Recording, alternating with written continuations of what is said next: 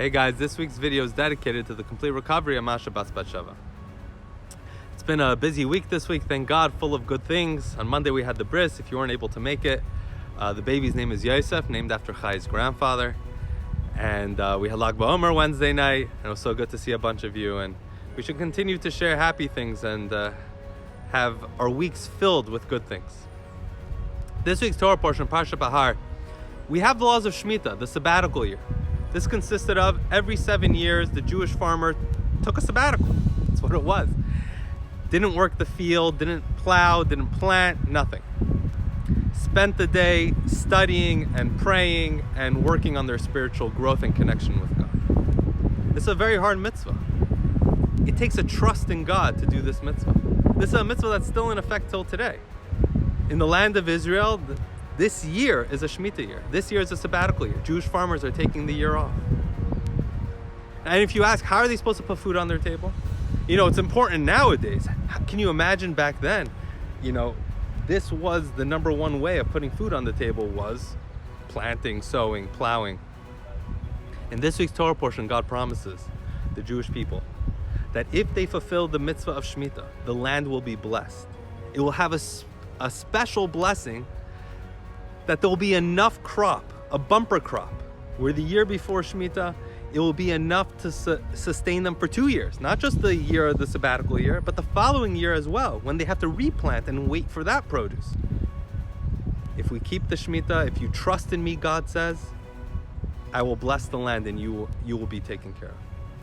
This mitzvah really highlights this idea, this concept of trust in God. And trust in God is different than belief in God. You can believe in God and go to bed stressed. You can believe in God and still be worried about what the outcome is going to be. Trust in God is to say it's in God's hands, and my trust is so great that I'm not even stressed. I'm not even worried. I fall asleep easily at night. That's a different level. That's trust, which is even way stronger than belief. And this mitzvah not just teaches the Jewish people, but even us nowadays, even us who don't live in the land of Israel, to strive for this, that everything that we have around us, even if we don't own a farm, everything that we have comes from God. And not to stress, and to work towards that level where we trust God to the extent where we're not stressed about what the outcome is going to be. I want to share with you a story that I just heard the other day, which really highlights this. It takes us to the early 1920s. There was a young rabbi who tragically passed away in New York City, leaving behind a young wife and a 1-year-old. And they didn't have any money, and she started cleaning houses to make ends meet. And then tragically, the little baby fell ill. And all the doctors gave up hope and said there is nothing we can do for this baby. She didn't give up, and she found a professor who was highly regarded. And the professor came to the home and saw that it was the poverty there, and said, okay, look, I'm not going to charge you anything. I'll examine the baby and we'll see what happens. And he examined the baby and he said, look, I know what the problem is, and I know what the medication is for this.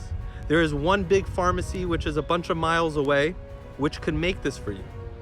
Back then, the pharmacy had to make it for you. But he said there's one problem. It's going to cost you over $2,000. Remember, we're talking about the early 1920s. That's an exorbitant amount. He said, how are you going to pay for that? The mother said, don't worry about it. I have full faith, full trust that God's going to take care of it. You just give me the prescription, I'll take care of it. Okay? Wrote her the prescription. She took her last dimes, paid for a cab, went straight to the pharmacy. When she showed them the prescription, the pharmacist raised his eyebrows and said, do you know how much money this is going to cost? It's going to cost over $2,000. How are you going to pay for this? You have the money? And she said, look, I need this medication. Here's what I'll do. I will clean your pharmacy for as long as it takes to pay off the debt. I'll put it in writing. And he said, look, I mean, this is actually a good time because our cleaner just retired, but I only have a couple hours for you a day. How are you, it's going to take you a year and a half to pay this off. She says, I'll do it. She wrote it down and he went and made the medication. She didn't have any money to take a cab home. She started walking.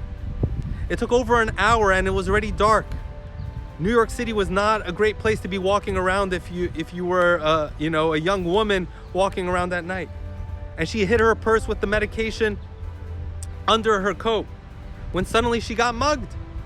Give me your money. She said, I don't have any money. I just have medicine. The person who was mugging her said, "You don't have any money? Let me see." Takes out the medication, says, "What is this junk?" Opens it up, smells it. It smells disgusting. And he poured it all over her and then threw the bottles on the floor. And then left. Just left her like that. Can you imagine how she felt? At this point, you would give up. She did not. She picked up a bottle, walked back to the pharmacy. Another hour back to the pharmacy, came in right before closing time, and they said, "What are you doing here? What happened?" They saw she looked horrible. And she told the pharmacist what happened and says, "Look, I'll work another year and a half. 3 years I'll work for you. I need this medicine for my child." And he's looking at her and said, "What's that smell?" He says, "Let me see that medication that I made for you." And his face turned white. He said, "Oh my God, I gave you the wrong medicine. If you would have given this to your child, wouldn't have made it, would have died instantly.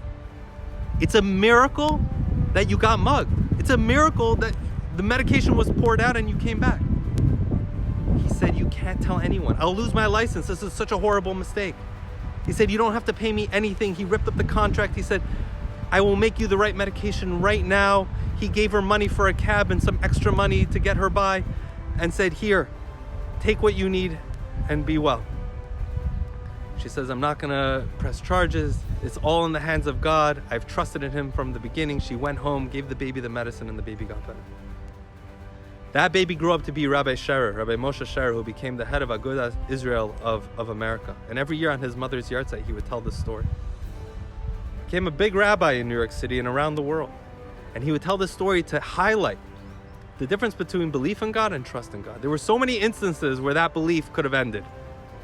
But because his mother had trust in God, she never doubted for a second that God would come through for her. Shabbat Shalom. You should have an awesome week.